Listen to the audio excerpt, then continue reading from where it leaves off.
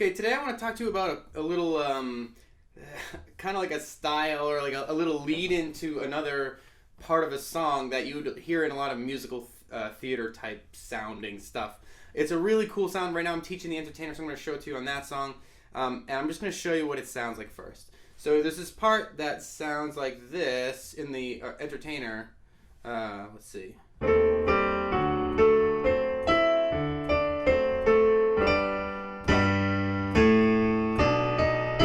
So that little part right there at the end, that's sort of like kind of almost cheesy. I love it, but some people might almost think it's cheesy. But this little like this anticipation for the next part, and I love it because it makes people want to like sing along with the chorus or sing along with the next part. It gets them excited for the part that comes up. Now that's a very straightforward in the Entertainer. That's very straightforward. That's a very straightforward convention. I want to show you a slightly different way of thinking about it so that you can get even a cooler, fuller sound. It's just a different way of thinking about it, really, depending on your situation. So in the Entertainer, you've got that G, A, B, C, like walk up that leads into. And what you should probably be familiar with is the fact that that walk up ends on the root of the chord that is in the next part. So this is a C chord. So the thing that you are driving towards is a good thing to keep in mind. You're driving towards that opening C chord. So if I just played it with chords.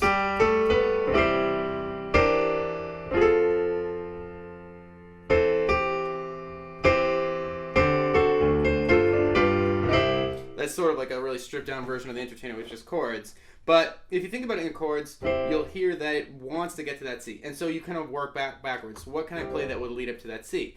But let's just use the sheet music because it's already there for us. You've got G, A, and then when you hit B, you've got this D, and then a D sharp, and then it goes into the C. So like let's analyze that from like a chord point of view, and just instead of moving parts, we'll just simplify it. So you've got a G because you've got this G and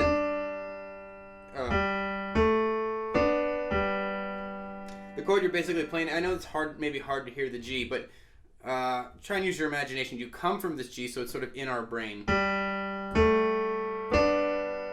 And so you're hitting this B right as you hit this D in the melody. So the chords that you're playing here are kind of like a G augmented, so that the 5 gets pushed up a half step here, and then into the C. So the 3, instead of playing this, we could just play chords. G, aug, C, right? So I'm sort of simplifying this a lot and going a little bit fast, but hopefully you're staying with me.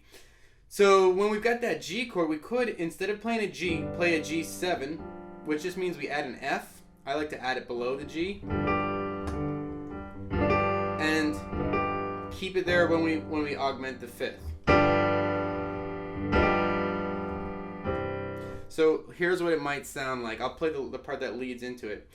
When I play this G7, I'm going to do something fancy, which is play it in a bunch of octaves and sort of twinkle it down.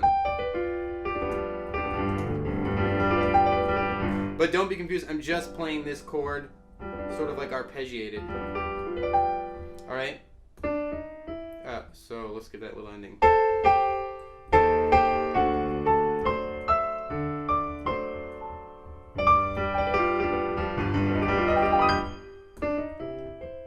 So if you had like a slower loungy.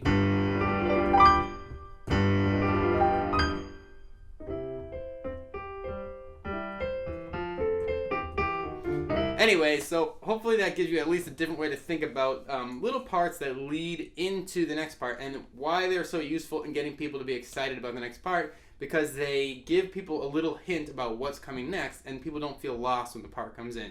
So if you want to practice on the Entertainer, I recommend a G7 chord, a G7 with an augmented 5th, which just means you move this D up to a D sharp, and then into the C. If you really want to get cheeky, you can play like a C6 or some other sort of jazz chord. Yeah, try and mess around with it and see what you find.